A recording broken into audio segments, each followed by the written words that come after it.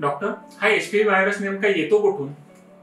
नमस्कार, मी डॉक्टर प्रशांत महाजन, स्त्रीरोग तज्ञ, नाशिक. हा प्रश्न खूप कॉमन आहे. सर्वायकल कॅन्सर ज्याच्याने होतो तो हा एचपीव्ही व्हायरस नेमका येतो कुठून? तर HPV virus, human papilloma virus, हा इतर व्हायरस प्रमाणेच आपल्या निसर्गामध्ये आहे आणि जनरली कुठं आपल्या शरीराला काही कट लागलं किंवा आपल्या शरीराला काही जखम झाली किंवा इतर मार्गाने किंवा सेक्शुअल कॉन्टॅक्ट झाला तर त्या मार्गाने हा व्हायरस आपल्या बॉडीमध्ये शिरतो.